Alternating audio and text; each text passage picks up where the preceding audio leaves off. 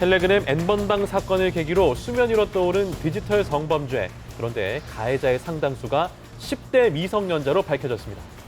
본인 때문에 피해 입은 분들께 한 말씀 해주시죠. 죄송합니다. 정말 진심으로 사죄드리고 핵심 가해자들은 태평양, 붓다, 로리대장 태범 등의 닉네임으로 활동하며 수많은 성착취물을 판매, 유포해왔는데요. 이들의 나이는 고작 만 16세, 18세, 19세입니다. 온라인 메신저 디스코드 성착취물 유포자의 대부분도 미성년자였고요. 그중 한 명은 범행 당시 초등학생으로 밝혀져 충격을 안겨주기도 했습니다. 가해자가 미성년자인 경우 솜방망이 처벌에 그칠 뿐 아니라 만 14세 미만의 촉법 소년은 전과 기록조차 남지 않게 됩니다. 성범죄 미성년 가해자들 나이가 어리다는 이유로 형량의 무게가 가벼워지는 것이 마땅한 걸까요? 예, 전 국민을 분노케 했던 N번방 사건, 이 주범 조주빈 이후로 검거된 공범들. 그런데 이 공범들의 나이가 너무나 충격적이었습니다. 고등학생이 있었고요, 중학생이 있었고요. 방금 영상에서도 보셨겠지만 심지어 초등학생까지 이 공범의 이름을 올리기도 했습니다. 점점 늘어나고 있는 미성년자들의 성범죄, SNS 성착취 범죄에 대해서 배상훈 전 서울경찰청 범죄심리분석관 그리고 탁티네일 청소년 성폭력 상담소 이현숙 소장과 함께 이야기 나눠봅니다. 안녕하십니까? 안녕하세요. 안녕하세요.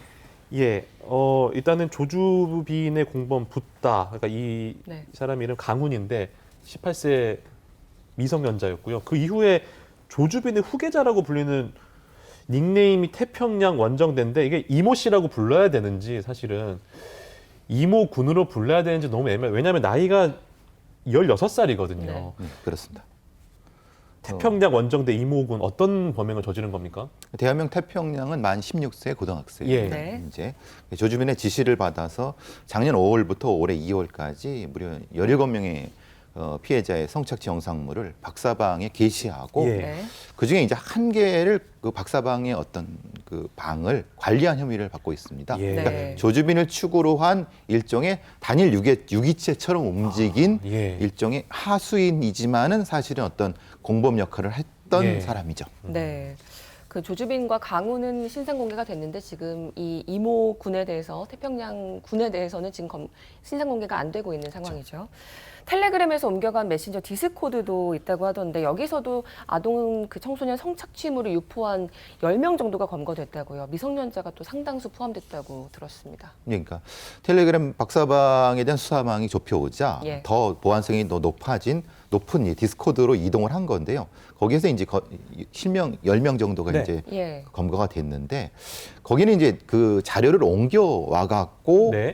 이걸 유포한 상태입니다. 네. 그래서 이제 이 방식은 좀 독특한 방식은 도박 사이트를 중간에 끼워 넣습니다. 그렇기 때문에 네. 도박 사이트 추적과 이 착취물 추적을 병행해야 되기 때문에 경찰에서는 수사하기가 좀 어려운 상황인 예. 거죠. 혼란을 주려고 일부러 그런 예, 건가요? 맞습니다. 그러니까 아주 상당히 교묘한 방식이죠. 예. 무려 이제 물론 지금 밝혀진 거는 1,600만 원 정도의 수익이지만은 네. 더 있을 거라고 생각하고요. 문제는 이제 이들의 대부분이 이제 미성년자 가해자라는 겁니다. 이들은 이제 일종의 조주빈 같은 경우는 도매 방식의 범죄라고 하면 예. 네. 이들은 소매 방식입니다. 1대1 대화 방식으로 아. 1대1로 성착취물을 유포하는. 예. 근데 이들이 대부분 17에서 12에서 17 사이의 미성년자라는 겁니다. 예. 심지어는 초등학생까지 있었습니다. 예. 그러니까 이들이 이제 주범의 어떤 지시를 받아서 네. 이런 것들을 운영한 하나 유기체처럼 운영하고 예. 영상 한 개당 한 3만 원 정도의 대가를 받고 판매하는 상당히 조직적인 방식인데 그의 하수인이었던 가해자가 초등학생이다. 상당히 충격적인 것이죠. 미성년자들이 뭐 3만 원씩 받고 이런 영상을 판다는 게 너무나 충격적이네요. 근데 초등학생이 그랬다는 거는 소장님, 사실은 그 초등학생이 이게 내가 큰 범죄를 저지르고 있는 건지 이게 성범죄인 건지 뭐 이렇게 정확히 알고 했을까요? 어땠을까요? 그러니까 아는 경우도 있고 모르는 경우도 있고요. 예. 또 알아도 이게 경미한 범죄라고 생각하기도 하고 별로 심각하게 생각하지 않는 경우들도 많이 있습니다. 예.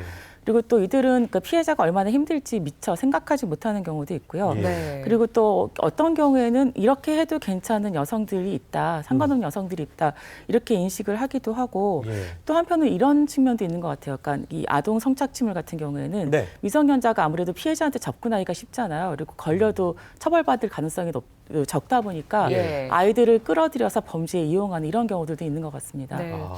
사실 저희가 10대들 이야기할 때 뭔가 탈선한다 이런 이야기는 예전부터 그럼요. 많이 있었던 예. 이야기잖아요. 근데 요즘에 보면 SNS 때문인지 성범죄가 정말 갈수록 늘고 있고 좀 흉폭해진다고 할까요? 그 질도 수위도 높아지는 것 같습니다. 예. 두 분께 여쭤보고 싶은데 먼저 왜 그렇게 늘어난다고 생각하세요? 일단 통계를 한번 보시면 법무연수원이 발간한 2018년 범죄 백서를 보면 미성년자가 가해자인 성폭력 건수가 2015년도에는 뭐 2,200건일 예. 뿐인데 2017년도에는 3,000건이 넘어갑니다. 아, 네. 그 3년 사이에 한 1,000건이 더 늘어간 예. 거죠.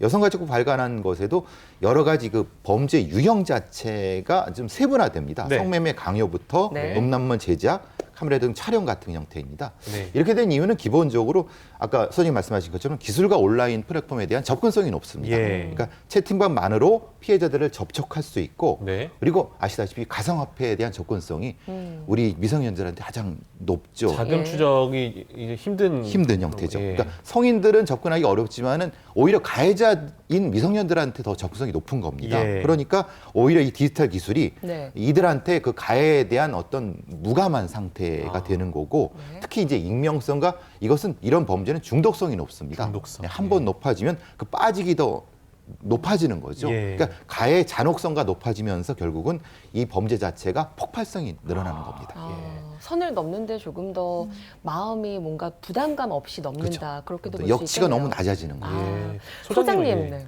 네. 아무래도 이제 그 여러 가지 이유도 있겠지만 그 아이들이 경험하는 환경하고도 무관하지 않은 것 같거든요. 그리고 또 이렇게 아이들이 범죄를 저지르는 것은 우리 사회의 통념이 반영된 거라고 볼 수도 있는데 우리나라는 여전히 성차별이 존재하고 있고 그다음에 여성에 대해서 차별적인 시선이 존재하거든요. 그래서 그런 부분들이 그러니까 아이들이 그 어릴 때부터 인터넷이 있었고 게임을 즐기고 거기서 여러 사람들을 만나서 대화도 나누고 하는데 그 아이들이 주로 만나는 내용들은 여성의 몸을 상품화하고 거래화하는 이런 내용들이 많이 있고요.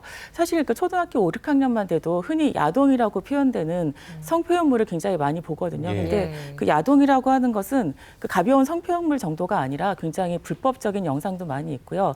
여성을 착취적으로 다루는 경우들도 많이 있는데 아무래도 영상이라고 하는 거는 사람들의 상상력에 영향을 주거든요. 근데 네. 아이들이 성을 경험하기도 전에 성적으로 성장하기도 전에 그 영상을 통해서 성을 만나게 되면 아이들이 상상하는 그 성의 모습은 영상 속에서 만난 걸 상상하게 되고 그 상상하는 그 내용들의 대부분은 여성을 폭력적으로 대하는 이런 것들이 될 수밖에 없고요. 또 한편으로 이렇게 매체가 발달하게 되면 네. 이게 모든 아이들이 그런 영상을 보고 범죄를 저지르는 건 아니지만 특정 집단의 아이들에게는 촉매 역할을 한다라는 이런 연구 결과도 많이 있고 아무래도 그래서 이 그 인터넷 미디어 그 환경 영향이 그 그 특정 집단의 아이들의 연령을 낮게 하거나 흉포하게 하는 그런 영향을 미치는 것 같습니다. 네.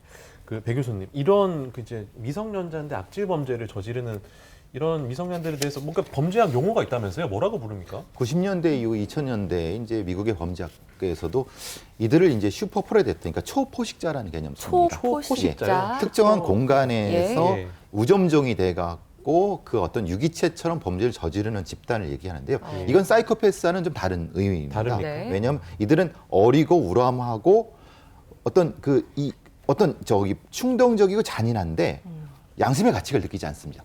사이코패스들이 그런 거 아니에요? 예, 그런데 이제 사이코패스는 좀 축소된 개념이고 예. 이들은 범죄 집단의 한 유형이지만은 예. 나이대가 14세부터 24세까지입니다. 그러니까 이제 보통 범죄자들은 체포나 수감에 대한 두려움 때문에 범죄를 덜 저지르는데 이들은 그렇죠. 오히려 과시용으로. 아. 그러니까 내가 어떤 범죄를 저질러서 과시용이 돼서 네. 자신의 리더가 되는 형태로 이런 범죄를 저지르는 거죠. 예. 그러니까 이들은 다른 어떤 피해자에 대한 공감 능력이 없습니다. 그러니까 어떤 가치를 느끼지 못하고 그걸 통해서 자신의 어떤 특정 존재감을 느끼는 형태의 범죄를 네. 저지르는 상당히 골치 많이 아픈 그러네요. 집단인데, 예. 근데 네. 범죄학에서도 이들을 어떻게 인식하고 이들에 대한 어떤 교정이나 교화 같은 방식을 할지에 대한 상당히 예. 곤란한 상황을 처해 있는 상태에서 교정하기나 이런 부분에서 상당히 좀 주목하는 집단이라고 볼 수 있습니다. 예. 아, 그렇군요. 그런데 지금까지 지금 말씀하신 그 초포식자를 포함해서 10대 가해자들 처벌이 상당히 어려운 걸로 알고 있는데 이게 만 12세와 만 14세가 또 좀 다른 것 같아요. 12세 이하는 아예 기록조차 남지 않는다고요. 정가도 안 남아요. 예. 예, 정확히 말씀드리면은 0세부터 9세까지는 아무런 처분을 받지 않습니다. 네. 처벌조차 받지 예, 않고. 아예 뭐 그냥 어떤 범죄를 저지른다 하더라도 예. 어떤 형태로든 수사기관이나 사법기관이 들어갈 수가 없습니다. 예. 지금은 10세부터 13세까지는 보통 이제 우리가 촉법소년이라고 하는데 네. 그건 형사처벌이 아니라 소년 보호처분을 받습니다. 보호 처분. 그 말씀하신 아나운서께서 말씀하신 네. 근데 그 처분 자체를 기록을 남길 수 없습니다.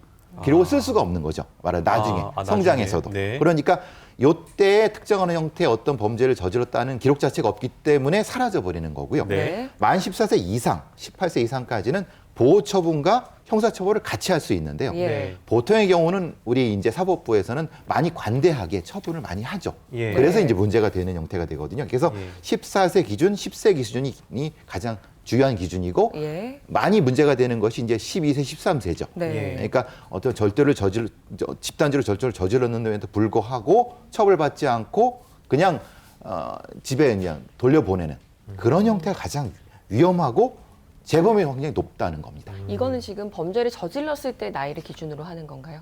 아니, 그러니까 그 처벌. 그러니까 처벌, 예. 그게 좀 짧게 처리가 됩니다. 네. 그런데 이제 선고 당시의 나이를 아, 기준으로 선고 합니다. 예. 당시 나이. 하여튼 그 10대들의 범죄가 늘어나면서 방금 말씀드린 이 촉법 소년 문제에 대한 논란이 좀 점화가 되고 있습니다. 사실 이게 그 청소년들을 보호하기 위한 법임에도 불구하고 이 시민들의 생각은 요즘에 좀 많이 달라지고 있는 것 같거든요. 시민들의 의견 화면으로 만나보시겠습니다. 가해자가 미성년자인 성범죄 사건을 접한 시민들의 생각을 들어봤습니다. 자기는 약간 성인에 잘하는 그런 처벌을 받지 않으니까 좀 그런 거 되게 개의치 않아 하고 난 청소년이니까 괜찮아 하는 걸로 좀 넘어가려는 게 많은 것 같아요. 나이라는 명분을 세워서 법을 피하려고 또 그런 큰 범죄를 저질렀음에도 불구하고 반성도 안 하고 미성년자라도 죄질에 맞는 처벌을 받아야 한다는 시민들의 의견. 그게 나이가 어린 사람이건 나이가 많은 사람이건 범죄가 똑같으니까 그거에 대한 법도 똑같아야 된다고 생각을 합니다. 미성년자라 해가지고 해서 체벌을 형량을 줄이거나 또 아니면은 체벌을 가하지 않으면 또 이런 일이 또 반복된다고 생각합니다. 청소년들한테도 이제 이 죄가 굉장히 무서운 죄고 한 사람의 인생을 망가뜨리는 죄고 또한 자기 자신을 망가뜨리는 죄라는 것을 이제 가르쳐주기 위해서라도 이번 이 엠번방 사건뿐만이 아니라 앞으로 있는 사건에 대해서도 이제 좀 무거운 처벌이 있어야 되지 않나 이렇게 생각을 하고 있어요. 하지만 촉법 소년의 연령을 낮추고 처벌을 강화하는 것만이 근본적인 해결책은 아니라. 소년 범죄의 어떤 원인이라던가 아니면 뭐 복잡성 그리고 이제 아동 청소년 발달 정도에 따른 어떤 특수성 이런 것들을 고려해서 조금 더 어떤 교화 시스템을 마련하고 그다음에 범죄 예방을 조금 제도적으로 강화하는 것이 더 중요하다라고 생각합니다. 교수님, 이 촉법 소년의 기준이 너무 예전에 만들어진 거다 이런 주장도 있거든요. 이거 어떻습니까? 이게 처음에 만들어진 거는 이게 식민지 시대 때 만든 식민지 시대 때. 1942년에 예. 조선 강점기. 소년령부터 예. 시작됐는데 물론 대한민국 수립 이후에는 1958년도 7월에 법률 제489로 개정이 된 상태에서 네. 가장 마지막에는 2008년도에 개정이 됐는데 네. 이 소년법이 4장 71조 부칙으로 연결돼 있는데 그 전제가 뭐냐면 심신의 발육이 미숙한 소년에 대해서는 형사처분이 아니라 보호를 해야 된다라고 하는 겁니다. 네. 근데 문제는 이거죠. 아까 말씀드린 것처럼 심신의 발육이 미숙하냐? 14살, 15살. 예. 그러니까 현실과 동떨어졌다는 겁니다. 이게 불과 50년, 60년 전에 만들어진 규정이고 네. 그걸 기준으로 그런 생물학적인 기준을 가지고 놓고 봤는데 지금의 어떤 사회적 상황이라든가 생물학 상황은 전혀 다르다는 겁니다. 네. 지금도 13살, 14살 정도의 나이로는 상당히 어떤 지적 능력이라든가 네. 사회 능력이 높다는 겁니다. 신체적으로 뭐 거의 어른이죠. 예. 그렇죠. 예. 그러면은 그것을 균형 잡게 맞춰야 되는데 네. 법은 너무 늦다는 거죠. 아. 물론 이런 소년범들을 처벌만 하자는 것이 아니라 네. 균형을 좀 맞추자는 거죠. 네. 그렇기 때문에 근데 문제는 그겁니다. 이런 네. 저연령 가해자들의 높은 재범률이 있는 겁니다. 다시 또 범죄를 저지르니까? 말하자면 법무부나 청소년 상담복지원의 예. 통계에 따르면은 예. 이런 범죄를 저지른 4,000명 중에서 1년 내에 다시 범죄를 저지르는 게 90% 넘습니다. 아니 왜 이렇게 그러니까 이제 우리가 말하는 소년범들에 대한 교정교화 시스템이 거의 없다는 것이죠. 그러니까 옛날 생각만 가지고 법률 규정에 따라 처분하다 보니까 예. 성인의 재범률이 한 70% 되는데 예. 이들은 그것보다 20%더 높다는. 그러니까 뭔가 좀 바뀌어야 된다는 것은 분명하다는 겁니다. 예. 네. 소장님은 이 속법소년 법적인 처벌에 대해서 어떻게 생각하세요? 아마 기준이라든지? 그 형사 미성년자 연령을 낮추는 거는 좀 필요하다고 생각을 하고 있고요. 네. 근데 저는 그래도 좀 우리가 중심을 잃지 말아야 되는 게 아까 인터뷰에서도 나왔던 예. 것처럼 우리가 왜 처벌을 하는가에 대해서 좀 그 목적을 분명히 할 필요가 있다고 생각을 하는데요. 네. 아까 그 말씀하셨던 것처럼 이 10대의 특성들이 있거든요. 포식자라고 하셨었고, 네. 그러니까 뇌가 혼란 상태이기도 하기 때문에 그 당시에는 자기가 어떤 행동인지 잘 모르고 했다가 나중에 정신을 차리는 경우들도 있고, 또 그 사춘기 때 일어나는 그 범죄는 범죄라기보다는 사춘기 발달과 같이 가는 이슈들이 있기 때문에 네. 그러니까 문제는 이 아이들이 이렇게 혼란 상태에서 어떻게 하면 재범을 멈추고 건강한 사회 구성원으로 그 성장하게 할 것인가에 초점이 맞춰야 된다고 생각을 하고 네. 이 범죄 청소년들을 평생 감옥에 가둘 건 아니잖아요. 네. 그렇죠. 어쨌든 사회로 복귀를 할 것이고 예. 그러면은 이 아이들이 자신의 행동을 멈추어야 또 다른 피해가 생기지 않을 것이기 때문에 결국은 이 아이들을 어떻게 교육을 해서 그런 그 범죄를 다시는 저지르지 않게 할 것인가 예. 그 목적이 분명하게 서고 그 목적에 부합하기 위해서는 처벌도 강하게 할 필요가 있다라고 생각이 되었을 때 네. 그때 처벌을 할 수 있도록 하는 것이 굉장히 중요하다고 생각합니다. 네, 좀 본질적인 부분을 짚어주셨는데 네. 사실 지금까지 가담자나 피해자, 학생들도 많이 상담을 하셨고 네. 보호자분들도 정말 많이 만나셨잖아요. 네. 이렇게 아이들이 정말 범죄를 저지를 때까지 보호자들이 아예 모르고 있는 경우들도 있나요? 아예 모르시는 경우도 있고 네. 대충 눈치는 챘지만 뭐라고 이렇게 얘기해야 될지 모르는 상황도 있고 예. 또 어떤 경우는 알고는 있지만 감당이 안 돼서 모르는 척 하시는 경우들도 있고 예. 좀 다양하긴 한데요. 근데 이런 그 특히 디지털 성범죄 가해 청소년들을 만나보면은 네. 좀 되게 놀랄 때가 있는데 이게 좀 편견일 수도 있을지 모르겠지만 이렇게 볼 때 되게 모범적인 생활을 하고 성격도 좋고 부모님한테 순종적이고 이런 아이들이 그 스트레스를 감당하지 못해서인지 모르겠는데 이렇게 범죄를 일으키는 경우들이 많이 있어요. 예. 그리고 그렇기 때문에 이 아이들이 이런 범죄를 저지르는 이유에 대해서 그만큼 우리 아이들이 스트레스가 굉장히 강하다. 예. 경쟁 사회에서 굉장히 치열하게 살고 있다라는 부분들 이런 것들에 대해서 고민할 필요가 있고 또 어떤 아이들이 이런 아이들도 있어요. 자신이 그러니까 성적도 좋고 예. 그리고 집안도 좋고 외모도 굉장히 훌륭하고 하니까 이게 어떤 힘이 되는 거예요. 권력처럼. 그래서 그거를 이용을 해서 누군가를 통제하면서 거기서 쾌감을 얻는다라든지 이런 일들이 생기는 경우들도 있습니다. 그리고 간혹은 이런 경우에 이제 그 가해 사실을 부모님께서 아셨을 때 그거를 이제 자신의 아이가 무엇을 잘못했는지 직면하게 하기보다는 피해자 때문이다. 피해자들 탓을 하면서 오히려 이제 가해자들을 감싸면서 그 아이가 어떤 행동을 멈출 기회까지 잃어버리는 이런 경우들도 있습니다. 또 다른 우려가 있는 게 지금 네. 이제 우리나라 같은 경우는 뭐 중학생 이하의 범죄를 저지른 네. 아이들 같은 경우는 의무 교육 때문에 공부를 다시 하러 학교에 가야 되잖아요. 네, 그러면은 그렇죠. 어떤 상황이 벌어지냐면 그런 성범죄 가해자 학생이랑 예를 들어서 극단적으로 피해자 학생이랑 같은 교실에도 그럴 있을 수 수도 있다는 있겠네요. 이 걱정이 있거든요. 네, 그렇죠. 예. 그러니까 사실 같은 학교에서 가해와 피해가 동시에 일어났을 때 가장 제일 먼저 이루어져야 되는 것이 피해자와 가해자를 분리하는 것이거든요. 예. 그래서 네. 가장 좋은 방식은 이제 강제 전학을 가는 게 가장 좋긴 한데 그러니까 가해 학생에 대해서 강제로 그렇죠. 전학을 가게 하는 거. 네. 근데 문제는 그 강제 전학까지의 절차가 굉장히 복잡하기도 하고 또 전학이 쉽지 않은 상황들도 있어서 그래서 예. 그걸 견디다 못해가지고 피해자가 전학을 가버리는 대부분 그러더라고요. 예, 이런 피해자들이 상황들이 가더라고요. 많이 발생을 예. 하거든요. 예. 근데 그렇기 때문에 이거를 그러니까 강제 전학이 이루어지기 전까지 어떻게 피해자를 보호할 것인가에 대한 제도적인 그 보완이 필요할 것이고요. 어쨌든 가해 청소년이라고 하더라도 학습권을 보장을 해줘야 되기 때문에 피해자가 뭐 위센터나 위스쿨이나 뭐 다른 시스템을 마련을 해서 수업은 받으면서도 피해자와 분리될 수 있는 그래서 처분이 될 때까지는 그래서 보완할 수 있는 그런 그 제도가 필요하다고 생각을 합니다. 네. 얼마 전에 디지털 성범죄 근절 대책이 발표가 되면서 이제 이런 성범죄를 중대범죄로 이제 규정하겠다 이런 이야기가 있었는데요. 처벌에 대해서 어떻게 생각을 하시는지 좀 궁금합니다. 처벌이 만능이 아닙니다. 네. 그렇지만 처벌의 기준은 있어야 됩니다. 범죄 예방은 범죄를 정확히 확실히 처벌한다고 하는 것을 가해자한테 인식을 시켜줘야 되거든요. 네. 근데 우리는 그런 기준 자체가 없었습니다. 왜 그러냐면은 대법원의 양형 기준 자체가 없었기 예. 때문에. 그러니까 우리가 말하는 기존의 어떤 법 체계에서는 이런 범죄 자체를 중대하게 보지 않은 겁니다. 예. 피해자들은 많이 늘어나게 있음에도 불구하고 따라서 작지만은 확실히 처벌할 수 있는 기준을 만드는 것. 네. 그리고 우리 사회 전체가 처벌과 보호를 같이 병행할 수 있다고 하는 것을 확실히 인식시켜줘야 되는 게 중요합니다. 네. 소장님도. 예, 그러니까 저희들이 느끼기에는 양형 기준을 높이는 것도 굉장히 필요하지만 사실 수사 단계에서 기소 단계에서부터도 예. 이 범죄에 대해서 경미하게 생각을 하거나 기소유예를 끝나거나 이런 경우들이 많이 있었거든요. 그렇기 때문에 이것이 그러니까 물리적인 폭력이 없다고 하더라도 굉장히 심각한 피해를 예. 발생할 수 있다라는 것에 대해서 그 인식을 할 필요가 있을 것 같고요. 그리고 이거를 단순 소지나 이렇게 볼 것이 아니라 뭐 이렇게 내가 이렇게 검색을 했다라든지 네. 검역을 모의한 정황이 있다라고 한다면 그것에 대해서 처벌하거나 이렇게 좀 기준 자체가 바뀌어야 될 필요가 있다고 생각을 합니다. 예.